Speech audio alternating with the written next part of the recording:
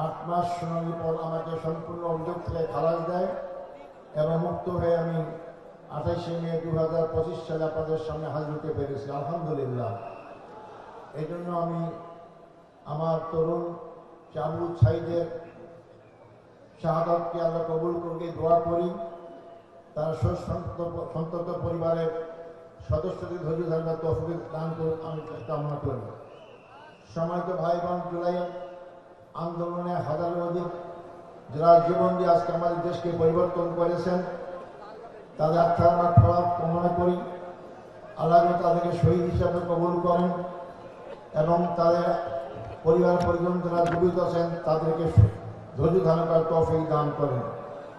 আমি স্মরণ করি ওই জুলাই আন্দোলনে যারা মৃত্যুবরণ করেছেন, আহত হয়েছেন, তাদের আল্লাহ তাড়াতাড়ি সুস্থতা দান করুক। আবার তারা আমাদের মাঝে এসে জনগণের খেদমত করার সুযোগ পাক, এই দোয়া করি।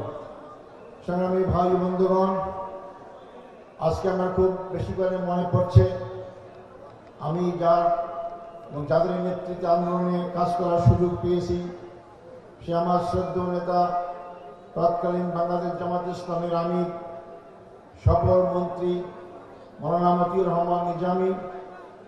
আমার স্মরণ হচ্ছে তৎকালীন বাংলাদেশ জামাত ইসলামী সেক্রেটারি জেনারেল এবং সাবেক সমাজ কল্যাণ মন্ত্রী জনাব আলী হাসান মোহাম্মদ মুজাহিদ।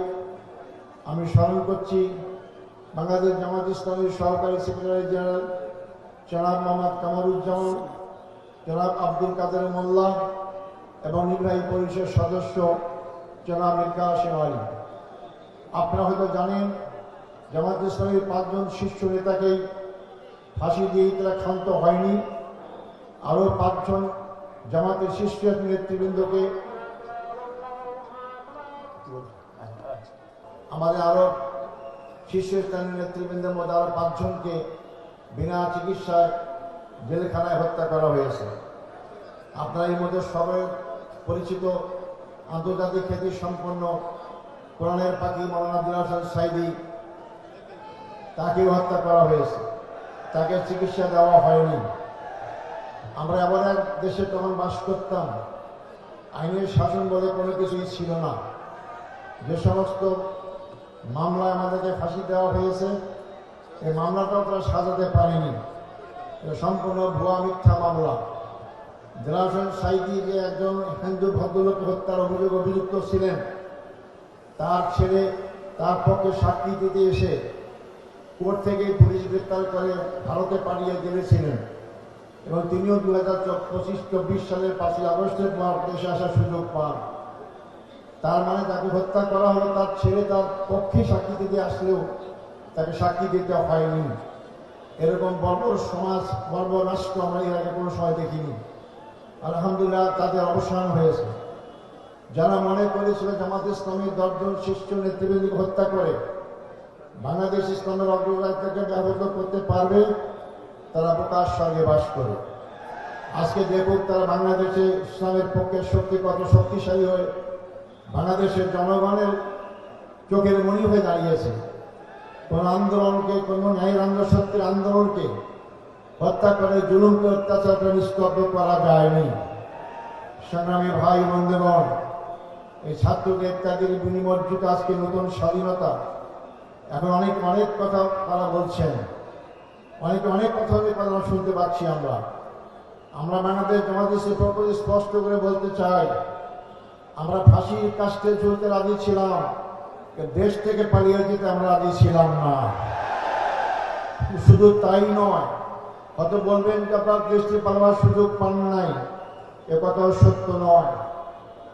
আমাদের বাংলাদেশ ইসলামী ব্যাংকের প্রতিষ্ঠাতা, ইবনে সিনার প্রতিষ্ঠাতা জনাব মির্জা হাশেম আলী সাহেব আমাদের মামলা চলা অবস্থায় আমেরিকাতে ছিলেন। তাকে অনেক বন্ধু বান্ধব বলেছিলেন আপনি দেশে আসবেন না, গেলে গ্রেপ্তার হবেন, ফাঁসি হবে। তিনি বলেছেন আমি কি অপরাধ করেছি, মৃত্যু হলে আমেরিকা কেন, আমি তো বাংলাদেশেই করব। তিনি বীরের বেশে বাংলাদেশে এসেছেন এবং তাকে গ্রেপ্তার করা হয়েছে, মামলা করা হয়েছে, ফাঁসির কাছে ঝুলানো হয়েছে। আজকে বড় বড় অনেকে কথা বলেন, যারা দেশ থেকে পালিয়ে গিয়ে বিদেশের মাটিতে সেখান থেকে দেশের দলকে পরিচালনা করেন তারা কেউ খুব বড় বড় কথা বলছেন, তারা নাকি দেশ থেকে পালায় না। আপনারা দেশের বাইরেই ছিলেন, আমরা দেশ থেকে পালাই নাই। এই দেশকে ভালোবাসি আমরা, এদেশের জনগণকে ভালোবাসি আমরা, এদেশের মাটির মানুষকে আমরা ভালোবাসি। এই জন্য আমাদেরকে পালাইতে হয় না। আমরা কোনো অপরাধ করিনি, শক্তি আমাদের আছে, ইমানি বল আছে বলে আমরা পালাই নাই। যারা কথায় কথা স্বাধীনতার পক্ষের শক্তি বলে, যারা বলে দেশ স্বাধীন করেছি, আজকে তারা কোথায়? আজকে তারা দেশে নাই কেন? আজকে 18 কোটি মানুষকে ফেলে রেখে আপনি আমার দেশটা আক্রান্ত করতে পারে যে দেশ, সেই দেশ আশ্রয় নিয়েছেন, আপনারা দেশের বন্ধু হতে পারেন না। যে দেশ দ্বারা আমার দেশ আক্রান্ত হতে পারে, সেই দেশে বসে যারা আমার দেশের জনগণের বিরুদ্ধে ষড়যন্ত্র করে, আর যাই হোক তারা জনগণের বন্ধু হতে পারে না, দেশের বন্ধু হতে পারে না। এই জন্যই জনগণ তাকে প্রত্যাখ্যান করেছে। অপরাধী সবসময় জনগণ থেকে পালিয়ে যেতে চায়। তারা অপরাধ করেছেই বলেই তারা আজকে দেশ থেকে পালিয়ে গিয়েছে। ষড়যন্ত্র করা হচ্ছে আগামী নির্বাচনকে সামনে রেখে। বাংলাদেশের দামাল ছেলেরা রক্ত দিয়ে পুলিশ আর্মির বিরুদ্ধে আন্দোলন করে দেশকে স্বাধীন করেছে। ওই দিল্লির ভিতর থেকে আপনার ষড়যন্ত্রকে বাংলাদেশের জনগণকে বিভ্রান্ত করতে পারবেন না, আগামী নির্বাচনকে বানচাল করতে পারবেন না। সংগ্রামী ভাই ও বন্ধুগণ, বাংলাদেশ একটি সমৃদ্ধশালী দেশ। বাংলাদেশ গরিব নয়, আমার দেশের সম্পদের কোনো অভাব নাই। বিগত 16 বছরে 27 লক্ষ কোটি টাকা বিদেশে পাচার হয়েছে। এত টাকা গরিব দেশে থাকে না, এটা শুধু পাচার হয়েছে। আজকে যারা বিদেশে মাটিতে পড়ে কানাডা, বেগমপাড়া বানিয়েছেন, তারা কারা? তারা তৎকালীন সময় জনগণের বন্ধুর দাবিদার, তাদের স্ত্রী আছে সেখানে আশ্রয় নিয়েছে। তার মানে তারা জানতো আমরা দেশের ক্ষমতা থাকতে পারবো না। তাই আজকে বাংলাদেশের সবচেয়ে বড় সমস্যা দুর্নীতি। এই দুর্নীতির জন্য আজকে দেশকে আমাদের খাপড়া করা হয়েছে। আমাদের ব্যাংকের কাছে টাকা নাই, আমাদের বেতন দিতে পারে না কর্মচারীদেরকে, অথচ তার বিলাসবহুল জীবনযাপন করছে। অতএব বাংলাদেশের সম্পদের অভাব নাই, বাংলাদেশের অভাব হচ্ছে সৎ নেতৃত্বের, যোগ্য নেতৃত্বের, আল্লাহ নেতৃত্বের। বাংলাদেশ জামাত ইসলামী দলগুলো ঐক্য, আমরা দুর্নীতিমুক্ত সমাজ রাষ্ট্র কায়েম করতে চাই। আবার কিছুদিন পত্রিকায় দেখতেছি কেউ কেউ বলে আমরা গিয়ে দুর্নীতি বন্ধ করব। আমি তো আপনাদের সঙ্গে পুরাতন লোক, হাসি পায় আমার। যারা ক্ষমতায় থাকতে 5 বার দুর্নীতি চ্যাম্পিয়ন হয়েছেন, তারা কি দুর্নীতি বন্ধ করতে পারবে? পারবে না। আপনারা তো দেখাই জনগণ দেখেছেন আপনাদেরকে। এই জন্য দুর্নীতি বন্ধ করতে পারে কারা?